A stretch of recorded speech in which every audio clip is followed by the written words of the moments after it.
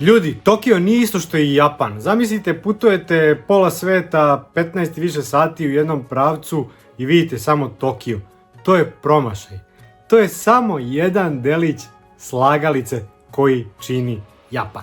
Pričam vam o ovome jer vidim na društvenim mrežama sve više ljudi koji kače putopise koji izjednačavaju Tokio s Japanom ili koji su bili samo u Tokiju ili da se sami organizujete i posjetite samo Tokio. To je loša ideja, verujte mi. Ja ću vam dati u ovom videu alternative kako da vidite i ostatak Japana. Ostanite do kraja i ako niste, pretplatite se obavezno na kanal Japan u srcu. Obišao sam 6 gradova Japana, što je opet malo da bi se video ceo Japan, ali zato sam pričao s ljudima koji žive u Japanu, ko prati ovaj kanal zna koliko znam i proučavam o Japanu, i čitao sam mnogo, proučavao i zaista morate da vidite i druga mesta, druge regije da biste zaista upoznali Japan. Ja ću vam do detalja objasniti zašto Tokio nije dobar reprezent Japana. Plastično objašnjenje. Zamislite da posećujete Srbiju i da vidite samo Beograd. Još veća razlika je da odete u Japan i da vidite samo Tokio.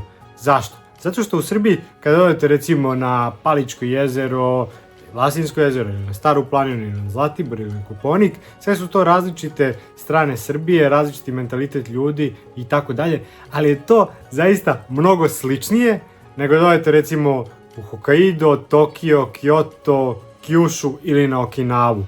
Japan se mnogo razlikuje. Prvo što ima ona 4 velika ostrva, ima na hiljade manjih ostrva.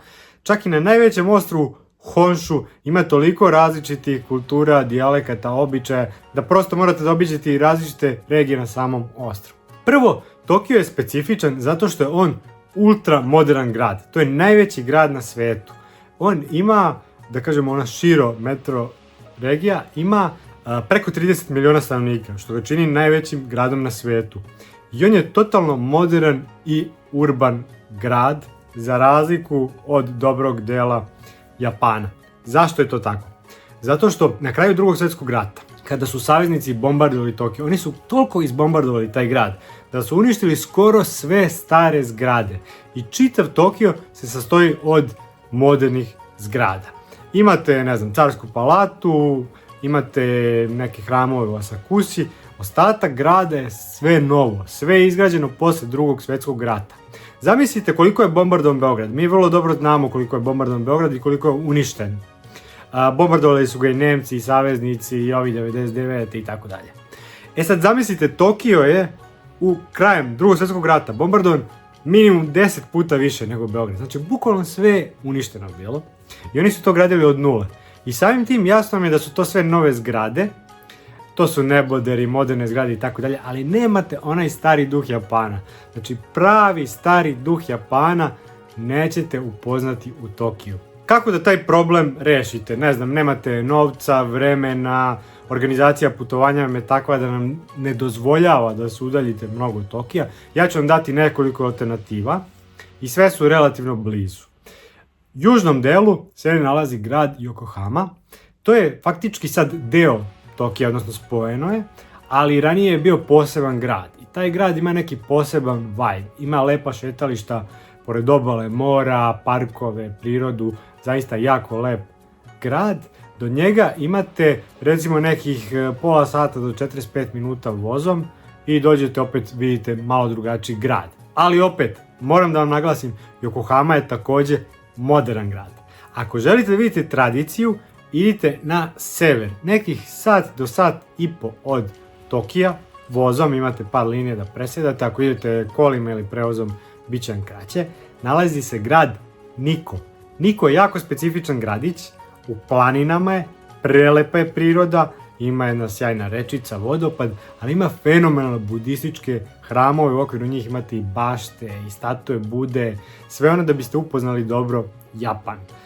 Tu imate nekoliko čuvenih budističkih hramova, još koji potiču od samog nastanka budizma u Japanu. Jedan od njih je mauzolej Tokugave Ieyasua. Zaista mnogo toga od istorije možete vidjeti u gradiću Nikko. I ne samo to, on se nalazi u planinama, tako da možete idete na ture da obilazite te planine, prirodu, tamo se čak mogu vidjeti makaki, majmuni. Jako je zanimljivo, eto na samo nekih sat vremena severno od Tokija. Jer vi ako uzmete, zamislite recimo šestar i povučete na kartu mapu Tokija, ako napravite jedan krug, u krugu od recimo 30 km, sve je grad, sve je urbano, znači morate malo otići dalje da biste vidjeli nešto drugačiji Japan. Ako hoćete da idete na zapad, opet nekih sat vremena od Tokija, imate planinu Fuji. I sad imate nekoliko mesta, imate 4 ili 5 mesta sa kojih možete da priđete i vidite planinu Fuji. Ne možete da se penjete na planinu jer to mora da se najavi, ne znam, godinu dana unaprijed, ali možete da osjetite taj duh Japana, taj ruralni deo Japana i da se divite planini Fuji koja je zaista impresivna. E sad, ukoliko možete da odvojite jedan dan, znači svi ovi izleti su vam kraće jednog dana, znači možete odete bukvalno na jedno prepodne ili na jedno popodne da se vratite u Tokio.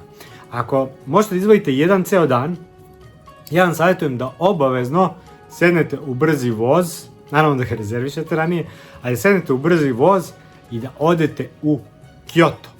Vožnja Tokio-Kyoto traje negde oko 2,5 sata, 2 sata i 40 minuta. I to možete da organizujete za jedan dan, na primjer ako krenete u 7 iz Tokija, u 10, do 10 ste u Kyoto, imate recimo do 6-7 pa se vratite nazad za Tokiju.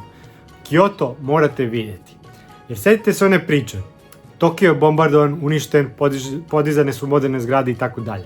Igrom slučaja, sudbine, ne znam kakvih okolnosti, Kyoto nisu gađali, znači nije bombardovan, očuvani su svi stari hramovi, stare zgrade, tradicije, običaji.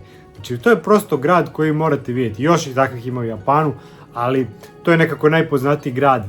I imajte na umu da ljudi sad kažu, misle Kyoto možda je neki manji grad i tako dalje. Kyoto je veći od Beograda, znači ima više stanovnika od Beograda, ali opet izgledat će vam mali u odnosu na Tokio, tako da one najveće znamenitosti, ne možete ni blizu sve znamenitosti, ali bar da vidite i osjetite duh grada na jedan dan, treba da odete u Kyoto. E sad, to je nešto ako, ne znam, nemate dovoljno vremena, dana, idete na turu, ne znam, Japan, Južna Koreja, pa ste samo u Tokiju, ili ste se sami organizovali samo da idete u Tokio. Ako imate vremena više da se organizujete, da vidite više gradova, ja vam preporučujem da obavezno uzmete turu koja obuhvata i Kyoto i Tokio. Znači treba da vidite Tokio, taj istočni deo ostrva Honshu, ali obavezno treba da vidite i Kyoto i okolinu. I zašto baš Kyoto? Jer ima ture koje su, mislim, ima Tokio Osaka. To ne preporučujem, posebno ako vodite tradiciju. Osaka jeste drugačiji grad od Tokija, ali je dosta drugačiji grad i od Kyota. Kyoto je baš potpuno drugačiji baš zbog tradicije i starih zgrada, starih običaja, gejši i tako dalje.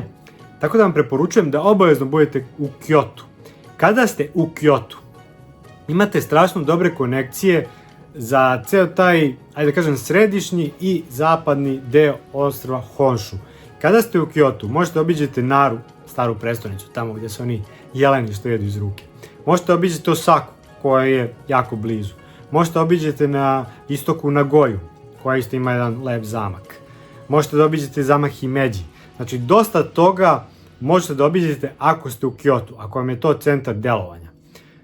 Tokio kilometarski je dosta daleko od Kyota, kažem imate taj brzi voz, ne možete vi sad stalno da menjate Kyoto, Tokio, znači najbolje da budete stacionirani na jednom mestu pa da iz tog mesta vidite ova ostala. Ako već birate dva grada, onda se podelite tako, znači središnji deo ostrva Honshu i zapadni iz Kyota, istočni deo ostrva Honshu iz Tokija. To je neka ruta koju bih ja savjetovao. Naravno, nikad dosta. Vi možete da odete u Kyoto i da budete mjesec dana, neće vam biti dosadno. Možete da odete u Tokio da budete mjesec dana, neće vam biti dosadno. Ali Tokio je samo jedna puzla u slagalici, kada slažete slagalicu, mapu Japana. Nećete vidjeti ni od Japana, nećete vidjeti običaj, nećete vidjeti njihovu arhitekturu, nećete vidjeti njihovu tradiciju, nećete vidjeti hramove, nećete vidjeti razliku šintoizma, budizma i tako dalje. Prosto to je jedan modern urban grad, ubrzan, koji treba da vidite, ali nije dovoljno. Zato, mislim, malo moram priznati da se ježim na one klipove kad naletim i snimke kada kažu evo razlike između Japana, ne znam i ovoga, prikažu samo Tokio. Ne, znači Tokio nije Japan. Morate da vidite i ostatak zemlje da biste se uverili u njenu lepotu i njen istorijski i kulturni značaj. Mogu da vam pomognu videi sa ovog kanala, ja ovdje imam putopise iz Japana, možete pogledati o drugim gradovima, mestima, običajima, hramovima. Pogledajte što više videa, dobit ćete ideje, zaista svakome od srca želim da posjeti i vidi Japan, oduševit ćete se. Nadam se da vam je ovaj video značio u vašoj odluci i da ćete posjetiti Japan. Ukoliko jeste, pišite u komentarima šta vam se najviše svidjelo, pišite i ako se ne slažete, ako mislite da je dovoljno da posjetite Tokio, to je potpuno ok, prihvatam i različite mišljenja, a mi se vidimo i čujemo nekom narednom prilikom.